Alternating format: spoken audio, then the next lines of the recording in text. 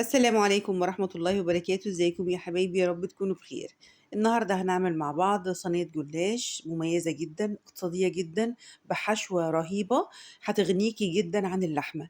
وكلنا عارفين ان صينية الجلاش بيبقى طبق غير رئيسي او طبق ثانوي على اي سفرة، لان الطبق الرئيسي بيبقى لحمة او فراخ. وطبعا مع ارتفاع اسعار اللحوم صعب جدا ان احنا نعمل صنفين لحوم في اي اسرة متوسطة في الوقت الحالي. عشان كده هنستعوض عنه بتتبيلة رهيبة وبمكون مهم جدا وشهي جدا هنستخدمه في حشوة الجلاش معانا النهاردة. لو كنتم أول مرة تشوفوني فدي قناتي، أنا غدا خطاب. انزلوا على طول اعملوا سبسكرايب للقناة ولايك وشير للفيديو عشان الفيديو يوصل لأكبر عدد من المتابعين. الحشوة اللي هنعملها النهاردة حشوة رهيبة، حشوة الكبد والقوانص. هنستخدم فيها تتبيلة مميزة جدا ومكون رئيسي هنضيفه عشان يضيف لها الطعم المميز والريحة والنكهة المميزة. ده غير كمان الخلطة اللي هنضيفها عليه عشان تضيف عليه الطراوة اللي انتوا شايفينها ديت، وعشان يبقى جوسي وجميل جدا. ولو مش موجودة عندنا هنقولك هنستعوض عنها بإيه. وعلى طول هنبدأ في الوصفة معانا، ونكون محضرين ربع كيلو من الكبد والقوانص متقطعة صغير جدا ومغسولة بالليمون وبالخل ومتصفية جدا. وفي طاسة سخنة فيها معلقتين زيت كبار، ولازم الزيت يكون متسخن كويس جدا عشان الكبدة بتاعتنا تاخد صدمة وتحتفظ بكل السوائل اللي جواها. وطبعا هنسيبها بقى على النار لحد ما تغير اللون بتاعها بنفس الشكل ده كده، وهنقلبها تقلبتين. واول ما نحس ان لونها اتغير هنكون محضرين بصلاية كبيرة مبشورة ناعم، وهننزل على طول على الكبدة بتاعتنا علشان تاخد من طعم البصل. زي ما انتوا شايفين بالطريقة دي كده. البصلة عندي بصلة كبيرة، وممكن تزودي البصل زي ما انت عايزة على حسب حجم الصينية اللي انت هتعمليها. طبعا البصل مش هتصفيه من المية انا عايزاها زي ما هي في البصل يا بنات، عشان المية دي هي اللي هتسوي القوانص بتاعتنا. احنا عارفين ان القوانص بتاخد وقت شوية عن الكبدة على بال ما تستوي، فلازم تاخد وقتها كويس قوي عشان ما يبقاش فيه فرق بينها وبين الكبدة. زي ما انتوا شايفين كده انا بقلب بقى تقلبتين، وزي ما انتوا شايفين البصل خلاص داب معايا في الكبدة. وبعد كده هشوف المكون التاني اللي انا هضيفه على البصل. هكون بقى محضرة معايا فلفل احمر واصفر واخضر الوان زي ما انتوا شايفين بالطريقة دي كده، يكون مقطعاهم شرايح صغيرة. ولو ما عندكيش الوان خلاص، لو في اخضر تمام، لو في شطة تمام. ومحضرة كمان بصلاية خضرة صغيرة مقطعاها برضو ترانشات، بتضيف طعم جميل جدا على الكبدة بتاعتي. وهقلب بقى تقليبة كويسة واسيبهم لمدة 5 دقايق كده على النار يتشوحوا مع بعض وياخدوا من طعم الفلفل. وبعد كده اكون بقى محضرة التوابل بتاعتي اللي انا بحب اضيفها على الكبدة.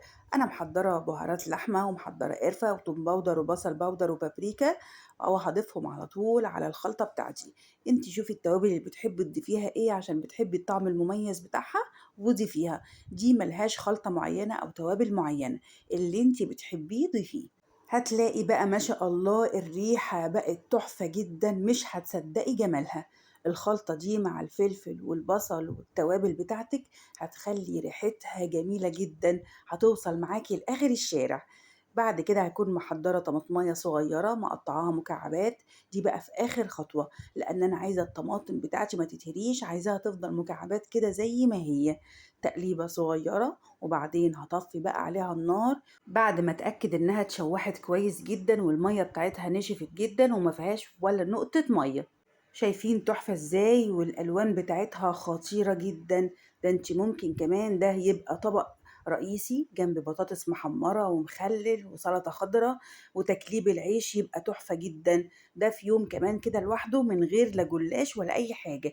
شايفين شكلها عامل ازاي؟ حقيقي تحفة. ولو جربتيها هتبطلي تعمليها باللحمة المفرومة وتعمليها على طول بالكبد والقوانص. نكون بقى محضرين لفة الجلاش بتاعتنا. انا عايزاها لفة جلاش تكون فريش او طازة، او تكوني لسه مطلعها من الفريزر. وكون بقى مجهزة الصينية بتاعتي او الصاج بتاعي اللي انا هعمل فيه الوصفة، وادهنه كويس جدا بالسمنة او الزبدة او الزيت على حسب ما متوفر عندك. وكل ورقة جلاش هفردها لازم ادهنها كده من فوق ومن تحت ومن كل الجوانب بالزيت او الزبدة او اي دهان انا هدهن بيه، واغطي على طول من فوقيها بالورقة اللي بعدها. ولازم اكون دهنة كويس عشان ان احنا عارفين ان سبب ظبطة الجلاش معانا وانه يطلع مورق كده وجميل ان انا بدهن فيه كويس. لحد ما اخلص كام ورقة كده على حسب ما انت عايزة. لو عايزاه تخين كده ومليان ممكن تحطي من تحت 5 أو 6 ورقات، ولو عايزاه رقيق كده وخفيف ممكن تعملي 3 4 ورقات.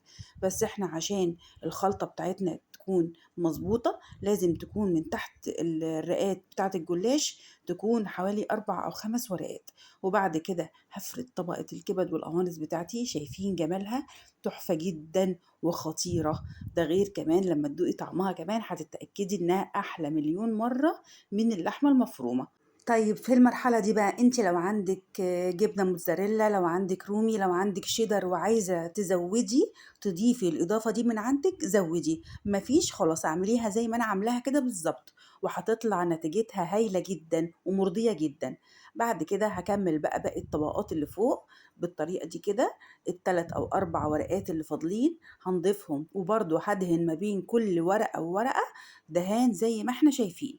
وبعد كده هقطع الصينية بتاعتي بالشكل ده كده، وعلى فرن أكون بقى أنا مسخناه من قبل منها بشوية وعلى درجة حرارة متوسطة لمدة نص ساعة، وأشغل عليها الشواية لمدة 5 دقايق، مش هتاخد أي وقت. وبعد كده أطلعها أكون بقى محضرة نص كوباية لبن وبيضة وعليهم معلقة فلفل، وأضربهم كويس جدا وهسقي بيهم الصينية بتاعتي كلها داير ما يدور.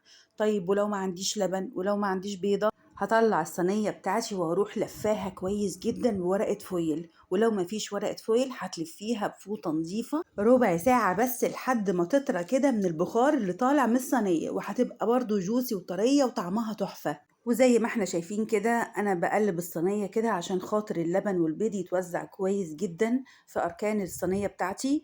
وبعد كده هدخلها الفرن تاني لمدة 5 دقايق بس، 5 أو 7 دقايق بالكتير جدا، علشان الجلاش بتاعي يتشرب كل السوائل اللي نزلت في الصينية. وبعد كده هطلعها، أبدأ بقى أطلع بقى التقطيعات بتاعتي، شايفين طلع القطع متماسكة كده وجميلة جدا، والحشوة باينة فيها تحفة جدا وطرية وجوسي من جوه ومقرمشة من بره كده على خفيف، حقيقي شكلها تحفة. ولو شميتوا ريحتها كمان مش هتبطلوا تعملوها.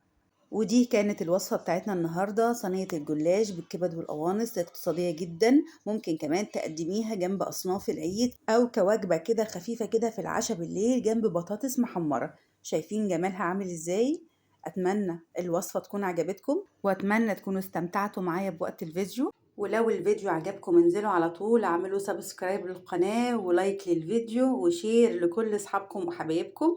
اتمنى لكم الصحة والسعادة وراحة البال، وما تنسونيش من صالح دعواتكم. والسلام عليكم ورحمة الله وبركاته.